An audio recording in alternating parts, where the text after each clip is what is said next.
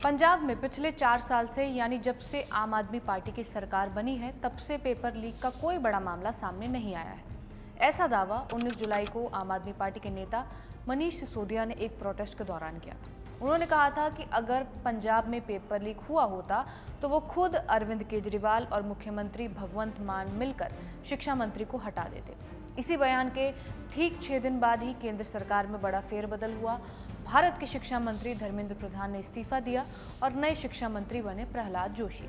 केंद्र में जब ये बदलाव हुआ तो राज्यों में भी सियासत गर्मा गई, खासकर पंजाब में, जहां कांग्रेस, अकाली दल और बीजेपी जैसे विपक्षी दलों ने पंजाब के शिक्षा मंत्री हरजोत सिंह बैंस के इस्तीफे की मांग तेज कर दी।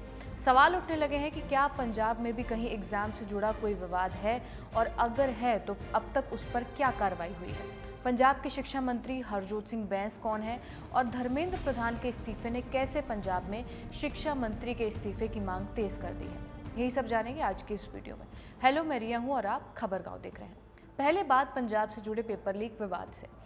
पहला केस है फरीदकोट में फार्मेसी ऑफिसर के भर्ती विवाद का। 19 जुलाई को फरीदकोट में Baba Farid university of health sciences में फार्मेसी ऑफिसर के भर्ती का एग्जाम चल रहा था। द हिंदुस्तान टाइम्स की रिपोर्ट ये कहती है कि एग्जाम के दौरान काउंटर इंटेलिजेंस विंग को ये इनपुट मिला कि कई सेंटर्स पर एक संगठित चीटिंग गैंग एक साथ एक्टिव है। जानकारी करीब दोपहर 12:30 बजे Baba Farid university of health sciences को दी गई, जिसके बाद एग्जाम सेंटर्स की सुरक्षा बढ़ाई गई।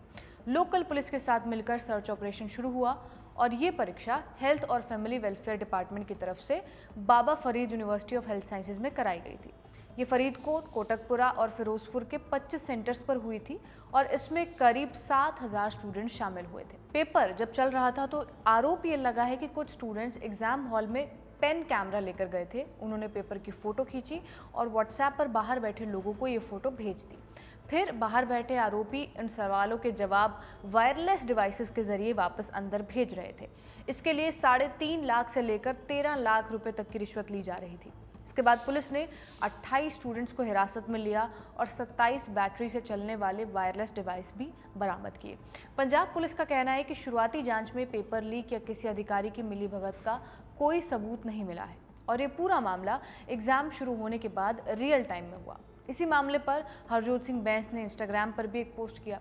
उन्होंने लिखा कि बीजेपी के नेतृत्व वाली केंद्र सरकार के खिलाफ जो विरोध प्रदर्शन हुए हैं, उन्होंने ये दिखा दिया कि देश सुरक्षित हाथों में है और युवा पूरी तरह जागरूक हैं। अब कुछ लोग मेरे इस्तीफे की मांग कर रहे हैं, लेकिन समस्या ये है कि ये लोग सही फैक्ट्स नहीं समझते और अब ये कह रहे हैं कि पंजाब में भी पेपर लीक हुआ है। बैंस ने कहा कि ये पेपर लीक का मामला नहीं था बल्कि चीटिंग का केस था और जो लोग उसमें शामिल थे उन्हें मौके पर ही पकड़ लिया गया। बैंस ने यह भी कहा कि ये मामला उनके डिपार्टमेंट का नहीं बल्कि उनके एक सहयोगी के डिपार्टमेंट से जुड़ा है। दरअसल मेडिकल एजुकेशन और रिसर्च का काम हेल्थ डिपार्टमेंट के तहत आता है, जिसकी जिम्मेदारी डॉक्टर बलबीर सिंह के पास है। ये था पहला विवाद जिसके कारण पंजाब के शिक्षा मंत्री घिरे थे। दूसरा मामला फरवरी 2023 में सामने आया था, जब 12वीं क्लास के इंग्लिश बोर्ड की परीक्षा को रद्द करना पड़ा और इस मामले में एग्जाम शुरू होने से कुछ ही मिनट पहले पेपर लीक होने की खबर सामने आई थी। बाद में इस परीक्षा को दोबारा शेड्यूल किया गया था।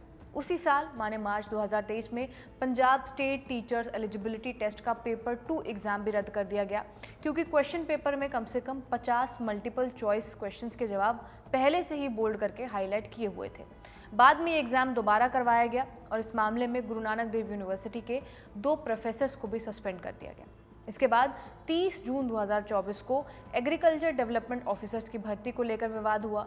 30 जून को 200 पोस्ट के लिए exam Punjab public service commission ने करवाया था, जिसमें करीब 4100 स्टूडेंट शामिल हुए। लेकिन कुछ स्टूडेंट्स ने सीएम ऑफिस में शिकायत देकर यह आरोप लगाया था कि एक सीनियर अधिकारी ने पेपर लीक करने के बदले 32 लाख रुपए की रिश्वत ली है। हालांकि भगवंत मान सरकार ने इन आरोपों को पूरी तरह से खारिज कर दिया। इसके अलावा 2022 में द प्रिंट की रिपोर्ट ये कहती है कि पंजाब पुलिस ने यह दावा किया कि उन्होंने एक इंटरस्टेट गैंग का भांडाफोड़ किया है, जो मई में पंजाब पब्लिक सर्विस कमीशन द्वारा कराए गए नायब तहसीलदार भर्ती एग्जाम में हाईटेक तरीके से चीटिंग करा रहा था। पुलिस के मुताबिक स्टूडेंट्स इस गैंग को एक एक करके 20 लाख रुपए से ज़्यादा दे रहे थे और ये गैंग ब्लूटूथ का इस्तेमाल करके पूरी चीटिंग की प्लानिंग और उसे अंजाम दे रहा था। यहाँ भी विवाद चीटिंग का रहा। इन सभी मामलों के बाद पंजाब के शिक्षा मंत्री हरजोत सिंह बैंस के इस्तीफे की मांग तेज होती दिख रही है। हरजोत सिंह बैंस 2022 में पंजाब में आम आदमी पार्टी की सरकार बनने के बाद शिक्षा मंत्री बने। 19 मार्च 2022 को उन्होंने पंजाब के इतिहास में सबसे कम उम्र के कैबिनेट मंत्री के तौर पर शपथ ली और पंजाब विधानसभा चुनाव में उन्होंने आनंदपुर साहिब सीट से जीत हासिल की थी। पढ़ाई लिखाई की बात करें तो उन्होंने अपनी स्कूलिंग लुधियाना से की है और BA LLB honours Punjab university से किया है। इसके बाद उन्होंने London school of economics and political science से इंटरनेशनल ह्यूमन राइट्स लॉ का एक छोटा कोर्स भी किया। पेशे से वो पंजाब और हरियाणा हाई कोर्ट में वकील हैं। हरजोत सिंह बैंस पेपर लीक से जुड़े सारे आरोपों को खारिज करते आए हैं। इंस्टाग्राम पर एक वीडियो पोस्ट करते हुए उन्होंने बताया कि वो इकलौते स्टेट के शिक्षा मंत्री थे जिसने जंतर मंतर जाकर स्टूडेंट्स को सपोर्ट किया और अगर उनके इस्तीफे देने से एजुकेशन सिस्टम में कोई सुधार होता है तो वो उसे देने के लिए भी तैयार है। लेकिन कोई भी पंजाब को झूठे पेपर लीक के मामलों में डिफेम नहीं कर सकता, ऐसा हरजोत सिंह बैंस का कहना है। ये उड़ता पंजाब नहीं, ये पड़ता पंजाब बन चुका है। बैंस ने ये वीडियो जारी करके अपनी सफाई दी है, लेकिन विपक्ष अभी भी बैंस का इस्तीफा मांग रहा है। कांग्रेस विधायक और पूर्व शिक्षा मंत्री परगट सिंह ने एक्स पर पोस्ट करते हुए लिखा कि CM भगवंत मान का ये दावा कि उनकी सरकार में एक भी पेपर लीक नहीं हुआ है, ये रिकॉर्ड से मेल नहीं खाता। उन्होंने कहा कि पिछले 4 साल में पंजाब में नायब तहसीलदार, PS टेट, PSEB 12वीं, ADO, PSSSB ग्रुप B और अब 454 फार्मासिस्ट भर्ती परीक्षा जैसे कई विवाद सामने आ चुके हैं।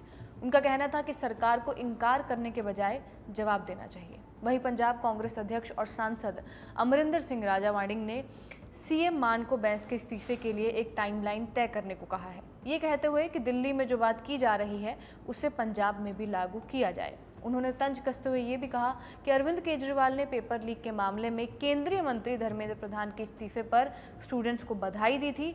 अब पंजाब में अपने मंत्री से भी उसी आधार पर इस्तीफा लेना चाहिए। बीजेपी ने भी इस मुद्दे पर मान सरकार को घेरा है। पार्टी के प्रदेश अध्यक्ष केवल सिंह ढिल्लों ने कहा कि आम आदमी पार्टी अपने ही मंत्रियों को बचाकर अपनी बेईमानी उजागर कर रही है। उन्होंने कहा कि केंद्रीय मंत्री ने नैतिक आधार पर इस्तीफा दिया, लेकिन पंजाब के मंत्री अपनी कुर्सी से चिपके हुए हैं। उनके मुताबिक फरीदकोट फार्मेसी एग्जाम घोटाले को लेकर हेल्थ और एजुकेशन मिनिस्टर्स को इस्तीफा दे देना चाहिए। वहीं शिरोमणि अकाली दल की नेता हरसिमरत कौर बादल ने भी एक्स पर लिखा कि 4.5 साल में 6 एग्जाम घोटाले और 5 लाख युवाओं का भविष्य अधर में लटक गया है। इसकी जिम्मेदारी आम आदमी पार्टी पंजाब की है। बीजेपी नेता रवनीत सिंह बिट्टू ने भी आरोप लगाते हुए कहा कि पेपर लीक करके बेचे जा रहे हैं। उन्होंने ये भी कहा कि जो सफाई कर्मचारी जैसे जरूरी काम करते हैं उन्हें भी अभी तक पक्का रोजगार या सही नौकरी नहीं दी गई है। बीजेपी, कांग्रेस, शिरोमणि अकाली दल सब आम आदमी पार्टी और शिक्षा मंत्री हरजोत सिंह बैंस के इस्तीफे पर अड़े हुए हैं। ये मांग को देखते हुए बाकी राज्यों में भी शिक्षा मंत्रियों के इस्तीफे की मांग तेज होने लगी है। ओडिशा और छत्तीसगढ़ में विपक्षी पार्टियां छात्रों और एक्टिविस्ट के साथ सड़कों पर उतर आई है। ओडिशा में जो धर्मेंद्र प्रधान का गृह राज्य है, वहां बीजू जनता दल और कांग्रेस ने राज्य के स्कूल और मास एजुकेशन मंत्री नित्यानंद गौड़ के खिलाफ अपना अभियान और तेज कर दिया है। उन पर स्कूल की किताबों में गलतियों को लेकर इस्तीफे की मांग हो रही है। फिलहाल शिक्षा मंत्रियों के इस्तीफे की ये मांग और किन किन राज्यों में पहुंचेगी, इससे आने वाला समय ही बता पाएगा। इस वीडियो में बस इतना ही। इसे रिकॉर्ड किया हमारे साथी आनंद ने। आप देखते रहिए खबरगांव। शुक्रिया।